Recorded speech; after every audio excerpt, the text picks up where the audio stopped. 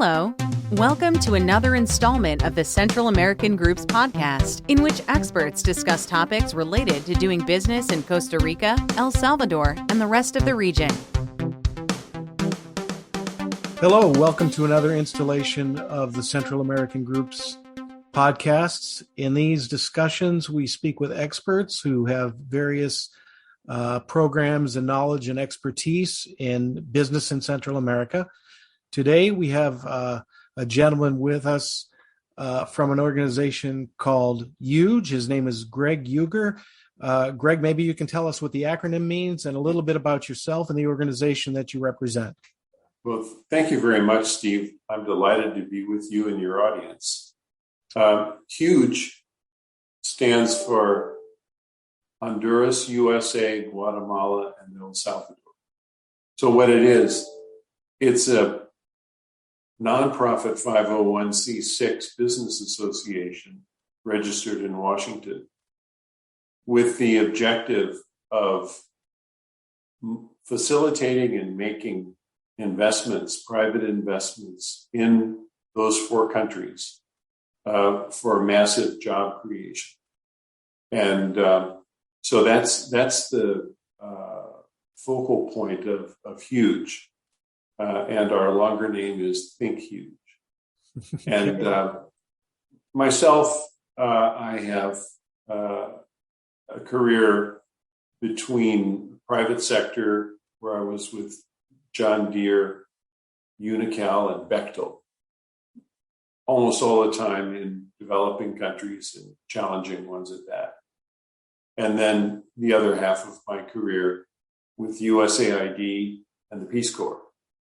And so I am now delighted to be associated with the fine people of HUGE. And we were talking a little bit before we started about the participants in HUGE. Could you tell us a little bit about the organization, who makes it up, and what they do? Absolutely, Steve. HUGE was founded by a group of business leaders from the four countries. And they had known each other through business and a little bit of social contact, but mainly business contacts over the years. Excuse me. And they realized that the four countries are suffering from a common problem, and that is the desperately low standard of living for the common people in the Northern Triangle, Guatemala, El Salvador, and Honduras, which forces them to make that difficult journey up to the U.S. looking for the American dream. And so, on the one hand, they're driven by poverty. They're driven also by family reunification. 22% of the Salvadoran population now lives in the U.S. And so it's a little bit less for the other two. So that's another piece. And by the violence and difficult environment in which they live in their home countries. And so the business leaders who got together and founded HUGE in December of 2020 realized that one of the things that they were doing that helps contribute to the solution to that common problem of their countries and the people in them is to provide well-paid jobs with good working conditions and benefits, and support to the families and communities in which the workers live, so that they can find the American dream in Guatemala, Honduras, and El Salvador without having to go through that process of going up to the U.S. and making it across the border. So that was why they did it. And the objective, the idea was, it is, to have 6 from each of the Central American countries, and then they upped the number from 6 to 12 in the United States. So a total of 30 members, of whom we now have 20. That's interesting. More specifically, you got into it a little bit, but more specifically, can you name some other goals, and what's the formula that your organization uses to achieve them? Yeah. We're trying to create a better image based on reality of the private sector in the Northern Triangle and the U.S. private sector as it works with them. There are bad apples and stories of bad things being done, actually in all 4 countries, but very significantly over people's impression in the Northern Triangle. And so one of the objectives is to significantly expand responsible, non-corrupt, sustainable, profitable business to employ a lot of people.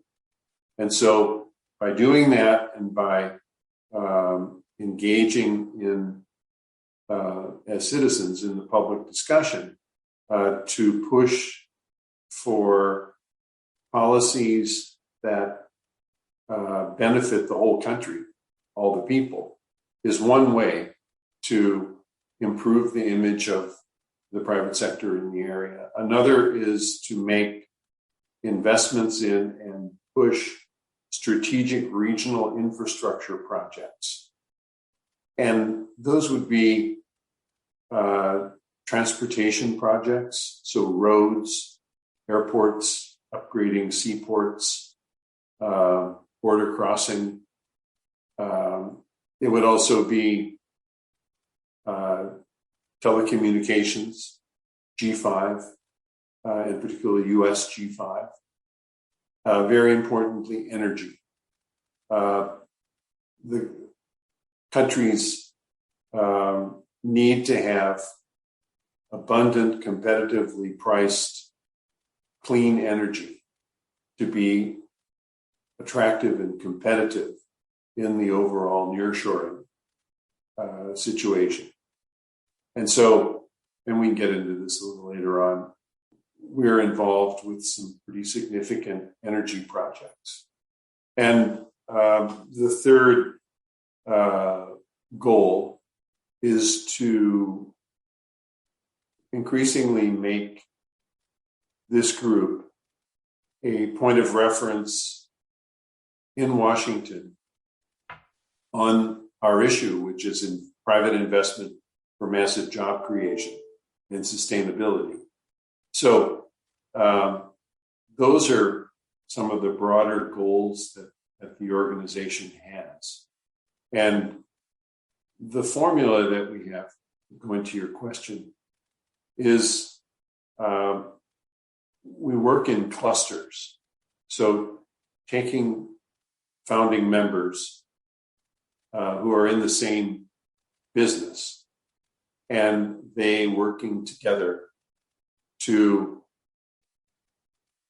define the art of the possible in terms of our mission, investment, jobs, and social sustainability. And so we've started with the low-hanging fruit in the region, and that is the textile and garment industry.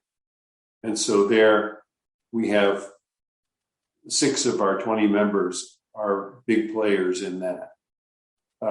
Companies like Parkdale Mills in the United States, Fruit of the Loom, Sanmar, Intradeco, and then some of the key players in the region like Elcatex or Caracol Knits in Honduras.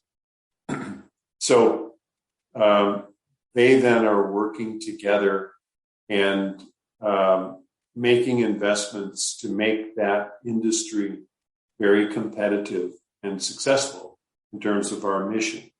So one of the things that they're doing is that they are investing the individual companies with their partners are investing over $550 million in new projects now in the yarn spinning business, so that the yarn that is used in producing garments in Central America, in the Northern Triangle, comes from yarn producing factories there and is of U.S. origin. Mm-hmm. So that qualifies under the Central America Dominican Republic Free Trade Agreement, CAFTA-DR, for duty-free entry into the United States. And so they're using U.S. cotton and their joint production between U.S. and Northern Triangle companies to produce the yarn, and then that goes into garments that are sold in the world market, importantly in the United States under CAFTA-DR. So working with clusters to draw on the knowledge and capability of our members is a key part of it. Another example is an infrastructure group within our membership. And they're looking at projects. One of the projects that we're working on is building a road in Guatemala that would bypass a very difficult part of the Pan American Highway and offer a significant improvement on road transportation there. And that's one that's interesting because it's an example of a fully private project. It's built or designed, built, and owned by private interests, as opposed to public or even a public-private partnership.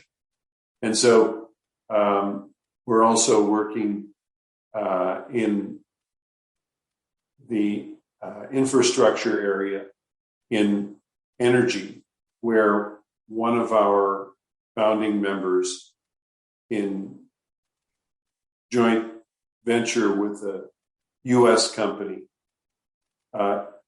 is setting up a system for bringing compressed, not liquefied, natural gas from Louisiana on very large ships in which the hold will be filled with containers full of cylinders of compressed natural gas, and above deck U.S. cotton coming to Honduras to convert power plants that are now and have been burning heavy fuel oil to natural gas.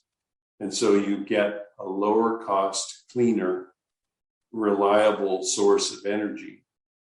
And that is a technology that can be moved to the location of the power plant that's being converted, or if you were to build from scratch a new one for natural gas use. So that is an example of a major project that we're doing, and it is will significantly bring down the cost of energy, of electric power in Honduras. And another is a very large new project in Honduras that's pump storage that will generate 1,200 megawatts of power in its initial stage and go up to 3,600 megawatts of power. And this is very low cost production and alternative energy that's totally clean, because you're pumping water from below to above and then driving turbines, very large turbines, in a shaft that can produce the electricity. So without getting into all the technical details of it, that's the kind of projects that we're working in. And we're looking also at other opportunities, particularly in the context of connecting the three countries linked with the United States as an integrated platform for production in the nearshoring context. We're looking at the possible creation of a logistics and manufacturing hub in the corridor between Puerto Barrios and Puerto Cortés, Barrios in Guatemala, Cortés in Honduras. And also a project that's been around for a long time, but looking at the dry canal, Canal Seco, that goes from Cutuco in eastern El Salvador up to Puerto Cortés and would be thus plugged into that corridor. So that would be, if we can work through how to do it, that would be a way to link the three countries, El Salvador, Guatemala, and Honduras. And because it's a logistics hub with ports, we'll have airport, link the three of them with the United States, and also link the Caribbean Atlantic with the Pacific side in El Salvador. So those are the kinds of things that our logistics and infrastructure clusters are working on. The energy projects that I mentioned are actual projects that we've taken on, that we're doing. The corridors and the dry canal, we have not yet taken them on. We're looking seriously at how to do it and with whom to partner and how to make that happen, because that would really be a very significant asset to the region in taking advantage of the current situation in the world to make the Northern Triangle of Central America a really important manufacturing and logistics hub linked to the United States market. And we think that some of the issues with China of late, becoming apparent of late, really push companies in that direction. So the supply chain problems, logistics problems that became very evident in the COVID period, when you're 2 hours by air and a short distance by sea from the US, you don't have those. The environmental degradation caused by shipping the product from China or anywhere else in East Asia to the United States, burning what they do burn, which is very polluting fuel oil, compared to the short hop from the Northern Triangle to West Coast or East Coast US, is environmentally and logistically and financially beneficial. And then another factor that's we think is going to be driving the opportunity for the Northern Triangle to become a major manufacturing logistics hub is the demographics. The aging of the population of China due to the one-child policy that they've had for 30 years is cutting into, and will significantly cut into their labor force and their ability to be the major source of supply for so many things in the world as the world market grows. So we see in all that a real opportunity for the Northern Triangle linked with the United States to become, not just for a little while, but in a very important way for a very long time, a really important manufacturing and logistics hub, which would generate very good jobs and a very good standard of living for the people involved in 4 countries, but very importantly in the Northern Triangle.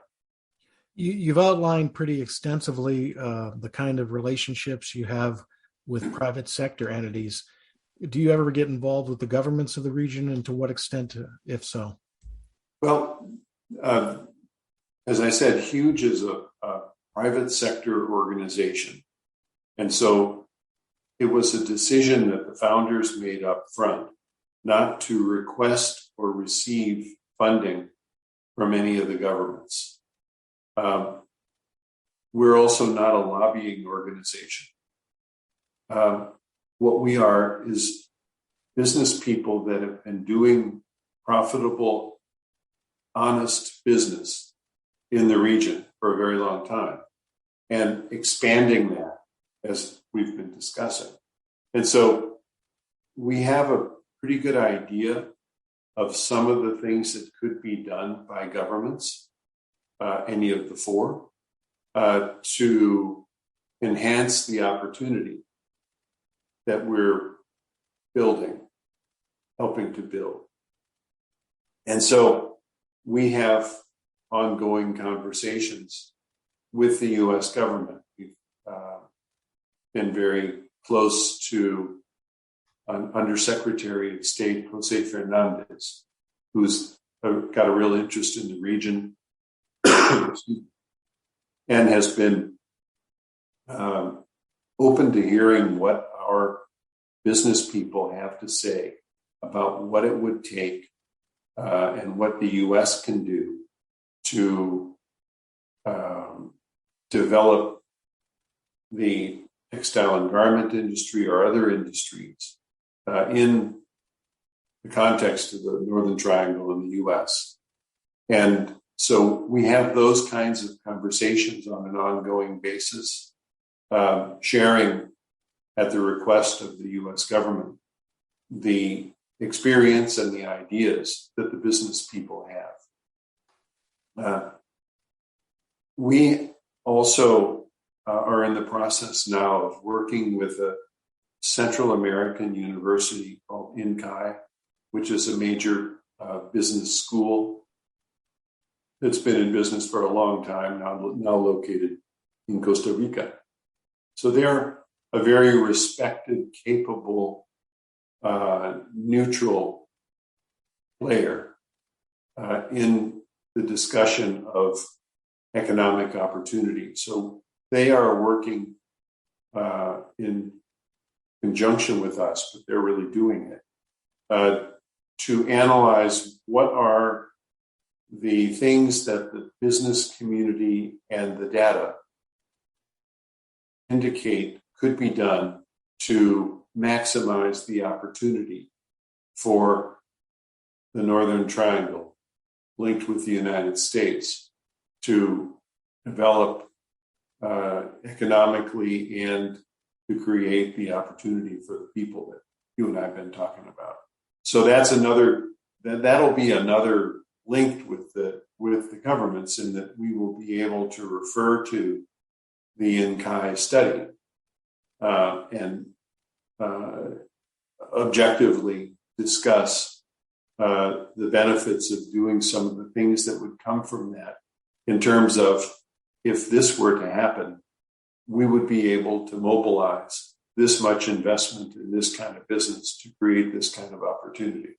So that would be the relationship that we have with the governments as an apolitical organization that isn't a lobby organization. So how does HUGE see its relationship with civil society organizations in the countries that it has interactions with? Well, I take it in two pieces. One are the business associations in each of the countries, all four of the countries, who are civil society organizations that know a lot about our subject in their context. In fact, many of our members are officers in those organizations, or have been, or will be. And so there are also excellent think tanks in the region. So Fusades in El Salvador, Fundemas in Guatemala, and others, and then ones like the Center for Strategic and International Studies in the United States. So there's a network of think tanks, foundations that that are important civil society players. There are also universities and non-governmental organizations that are involved with our subject and have developed, many of them, a very deep knowledge of how to do this successfully and with a sustainable, positive, long-term impact on people in place. So we have created a social impact advisory council. And we're starting with some of our members and some of their people that work on corporate responsibility issues, but are now reaching out to civil society organizations of the kind that I just mentioned. And so asking them to join in our advisory council and to bring to the discussion their knowledge of best practices in the socioeconomic, environmental, ethical, anti-corruption spaces, so that then we would be able, through our council, to share best practices as applied in our region in this kind of business with our own members and also with new investors coming into the region who would adhere to these principles and strive to have a positive impact on society and the planet, but have not done it in the Northern Triangle. So our people have been doing it for a very long time, and in collaboration with civil society through our advisory council, we'll be able to help in a very hands-on way to new investors focusing on how to do it right in the Northern Triangle. Well, Greg, we've covered a lot of ground here.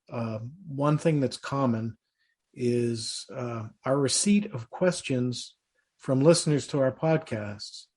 And what we like to do is include the contact information for the folks that we speak with. So if one of our listeners or more have questions for you, how might they go about getting contact with you so that they can ask them? Delighted. My email is the best way, ghuger, Huger, at think/huge.org. Thank you, and we'll have that in the transcript that we place below the recording. And additionally, if it's okay with you, we can put a link to your LinkedIn profile and your website. Very good. I appreciate that. Thanks for joining me today, and we at the Central American Group wish you great luck in everything that you're doing in Central America. Steve, thank you very much, and I wish you all the best too, and to your audience. Have a good evening. Bye. Thank you for listening. Sign up to receive the Central American Group's quarterly newsletter by visiting www.thecentralamericangroup.com.